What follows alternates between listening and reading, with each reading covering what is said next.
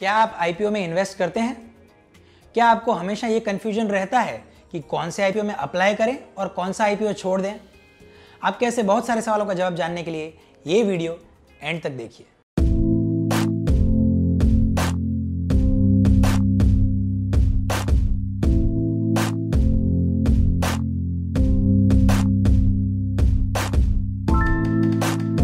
Money Mindset with Nirlip Shah.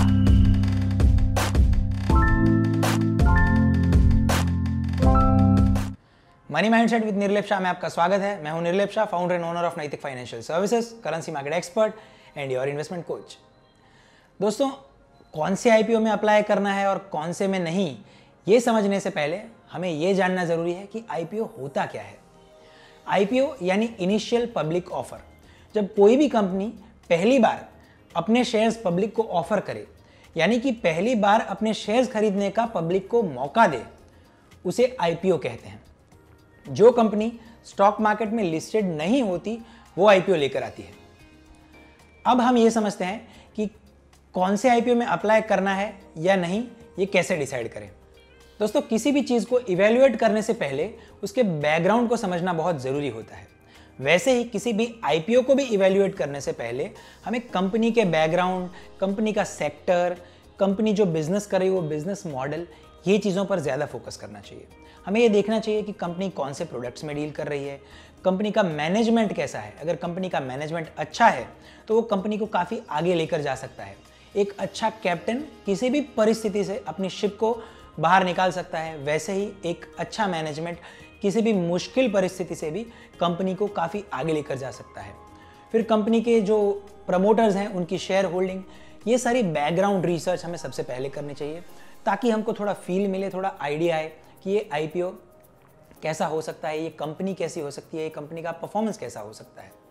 Company का background research हो जाए, उसके बाद जो सबसे इंपॉर्टेंट चीज़ होती है वो है आईपीओ लाने का मकसद। दोस्तों, मैं इस चीज़ को बहुत ही इंपॉर्टेंट मानता हूँ। हमें बिल्कुल देखना चाहिए कि कोई भी कंपनी आईपीओ क्यों लेकर आ रही है।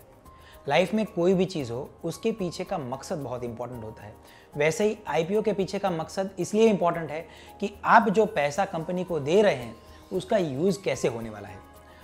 फ़र्ज़ कीजिए कि आप जो कंपनी को पैसा दे रहे हैं वो पैसा अगर कंपनी के प्रमोटर्स अपने शेयर्स बेचकर खुद रखने वाले हैं तो कंपनी को कोई फ़ायदा तो होने वाला नहीं है। तो मतलब कि जो लोग कंपनी के साथ काफ़ी सालों से जुड़े हुए थे वो लोग कंपनी को छोड़कर जा रहे हैं और आप कंपनी में घुस रहे हैं, तो ये तो सही बात नहीं है। वैसे ही अगर आप जो पैसा कंपनी को दे रहे हैं वो कंपनी के फ्यूचर ग्रोथ रिक्वायरमेंट्स के लिए है, तो फिर कंपनी की वैल्यू फ्यूचर में बढ़ने के चांसेस ज़्यादा हैं, क्योंकि आपका पैसा ज़्यादा प्रोडक्टिवली यूज़ होगा और कंपनी की वैल्यू बढ़ेगी तो एज अ शेयर होल्डर उसका फ़ायदा आपको ही मिलने वाला है। तो जो आईपीओ होता है उसके पीछे बहुत सारे अलग अलग मकसद हो सकते हैं, तो हमको देखना है कि कौन से आईपीओ के पीछे क्या मकसद है।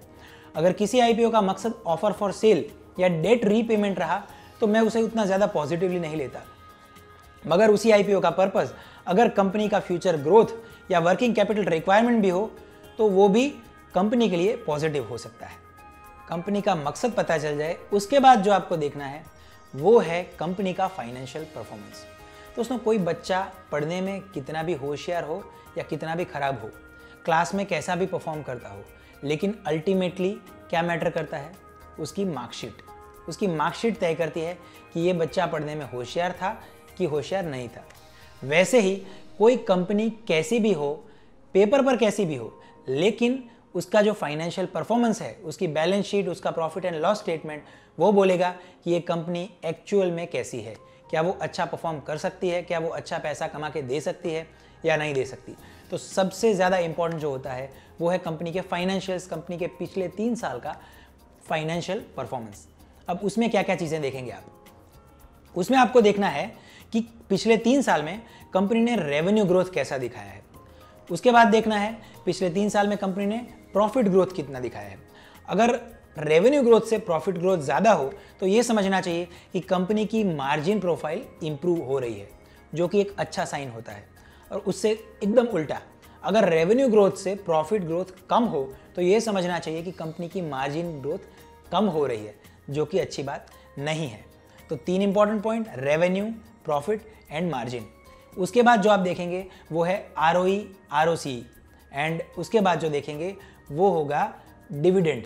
ये सारी चीज़ें आप देखेंगे तो आप समझ पाएंगे कि पिछले 3 सालों में कंपनी ने कैसा परफॉर्मेंस दिया है, क्योंकि पिछले सालों के परफॉर्मेंस के बेस पर ही तो आप फ्यूचर का अनुमान लगाएंगे और सोचेंगे कि आगे ये कंपनी कैसा परफॉर्म कर सकती है।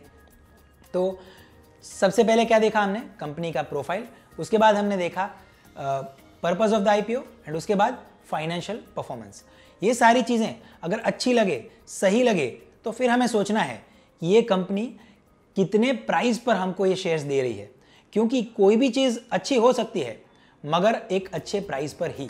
अगर वो बहुत ज़्यादा चार्ज करेगी आपको, तो आपके लिए कितनी जगह बचेगी कि आप फ्यूचर में और पैसा कमाएं। तो दोस्तों, ये सारी चीज़ें देखने के बाद आप देखिए वैल्यूएशन, कि कंपनी कौन से वैल्यूएशन पर आपको ये शेयर्स दे रही है। इस चीज़ के लिए, वैल्यूएशन को एनालाइज करने के लिए आपको जो देखना होता है वो है price to book ratio and PE ratio. अब कैसे पता चलेगा कि प्राइस टू बुक और PE रेशियो आपको वो कंपनी महंगा दिखा रही है, सस्ता दिखा रही है? दोस्तों, आपको करना है पीयर कंपैरिजन, वो इंडस्ट्री का एवरेज, जो उस इंडस्ट्री की सारी कंपनीज कौन से प्राइस टू बुक रेशियो और कौन से PE रेशियो पर ट्रेड कर रही है। अगर उस इंडस्ट्री की सारी कंपनीज जिस रेशियो पर ट्रेड कर रही है उससे ये कंपनी का PE रेशियो ज़्यादा है, मतलब कि ये शेयर महंगा है। अगर उससे इस कंपनी का प्राइस टू बुक रेशियो ज़्यादा है, मतलब कि ये शेयर महंगा है। अगर आपका प्राइस टू बुक और प्राइस टू अर्निंग रेशियो ज़्यादा होता है, इसका मतलब कि ये शेयर महंगा है, और अगर वो कम होता है, इसका मतलब कि ये शेयर सस्ता है। नॉर्मली कोई नई कंपनी मार्केट में आती है, वो थोड़े सस्ते दाम पर शेयर देना प्रेफर करती है, तभी तो एज ए इन्वेस्टर आप उसमें से कुछ पैसा कमा पाएंगे। तो आपको ध्यान में रखने हैं 4 points: company profile and management, objects of the issue, financial performance and valuation and peer comparison. दोस्तों, मुझे भरोसा है कि अगर आप ये 4 चीज़ ढंग से स्टडी करेंगे तो आप बिल्कुल जान पाएंगे कि कौन से IPO में पैसा लगाना चाहिए, और अगर वो ना भी जान पाए तो एटलीस्ट ये तो जान ही पाएंगे कि कौन से IPO में पैसा नहीं लगाना चाहिए, और ऐसा करेंगे तो भी एटलीस्ट आप लॉस से तो बच ही जाएंगे।